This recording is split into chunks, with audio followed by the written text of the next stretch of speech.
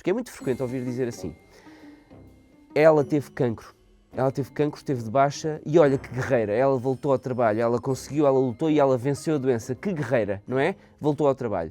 A pessoa vai de baixa por ter depressão, volta, ela teve de baixa por depressão. É melhor não sobrecarregar muito, porque isso, quem entra em depressão uma vez nunca sabe o que é que vai acontecer a seguir.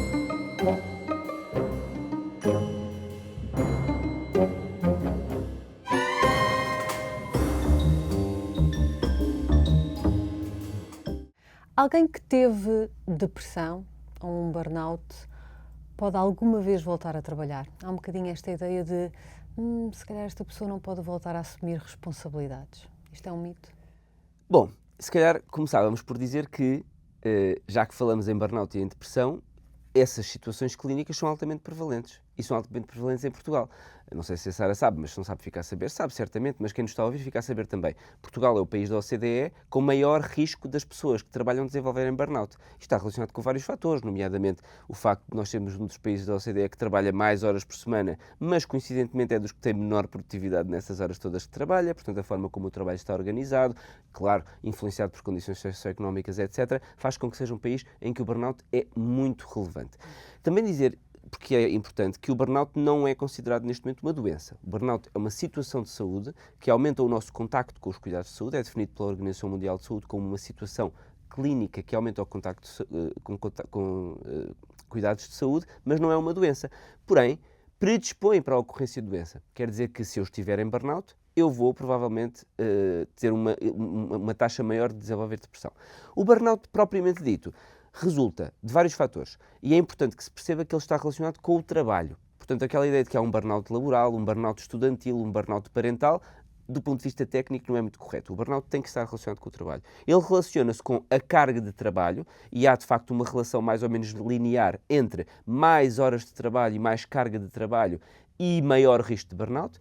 E por outro lado, uma outra variável que é a autonomia que temos para o trabalho. Se eu estiver completamente autónomo, sem nenhuma orientação, isso é muito estressante. E se eu tiver uma pessoa a monitorizar o meu trabalho de 5 em 5 minutos, isso também é muito estressante. Portanto, o ideal é ter ali um grau de autonomia no desempenho das nossas funções intermédio. E depois há uma série de outras variáveis. Eu sinto-me recompensado no meu trabalho, financeiramente e não só. Eu acho que é justo a forma como eu sou tratado no trabalho, quais são os valores da minha empresa, enfim.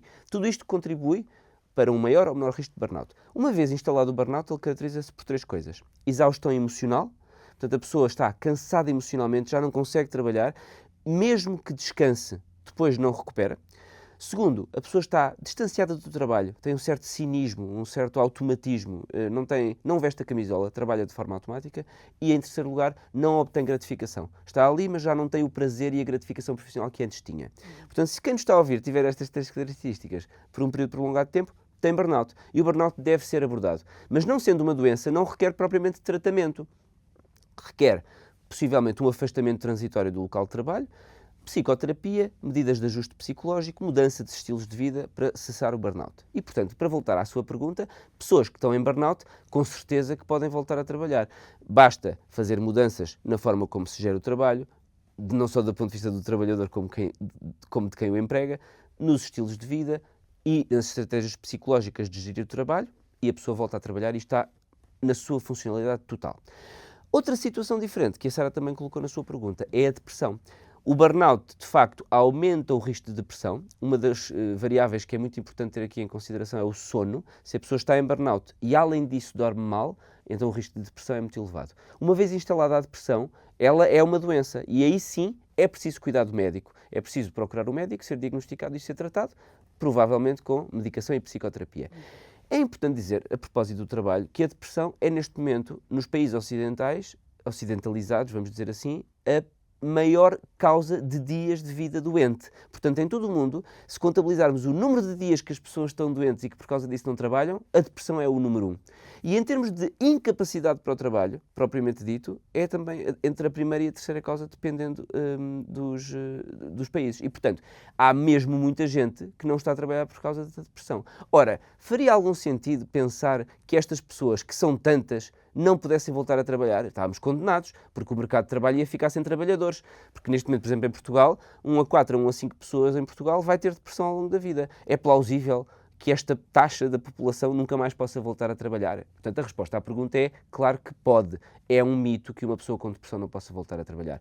Infelizmente, esse mito é muito transversal às faixas etárias, às faixas sociais, às áreas de negócio, porque é muito frequente ouvir dizer assim: ela teve cancro, esteve de baixa e olha que guerreira, ela voltou ao trabalho, ela conseguiu, ela lutou e ela venceu a doença, que guerreira, não é? Voltou ao trabalho. A pessoa vai de baixa por ter depressão, volta. Ela teve de baixa por depressão. Isto é melhor não sobrecarregar muito, porque isso, quem entra em depressão uma vez nunca sabe o que é que vai acontecer a seguir. Portanto, continua a haver uma percepção muito diferente das diferentes doenças. E a depressão é uma doença como as outras. É uma doença do cérebro e da mente, mas tem tratamento. E, na maior parte dos casos, as pessoas, quando são tratadas para a sua depressão, ficam curadas daquele episódio depressivo. Isso é muito importante. As pessoas ficam curadas. Sim. Enquanto que há outras doenças, psiquiátricas e não só, em que o objetivo é tratar sem ter como objetivo a cura, mas sim a remissão dos sintomas e a manutenção do tratamento, no caso da depressão, estamos a falar de uma doença episódica, ou seja, a pessoa pode ter uma depressão e, se o tratamento for corretamente feito, numa grande percentagem das pessoas, aquilo desaparece. A depressão vai à vida, a pessoa volta ao normal. O seu cérebro voltou a funcionar normalmente, idealmente a pessoa fez a medicação para o seu cérebro ficar a funcionar bem e fez a psicoterapia para modificar as estratégias de gestão do stress que a levaram àquela situação. E está tudo ok.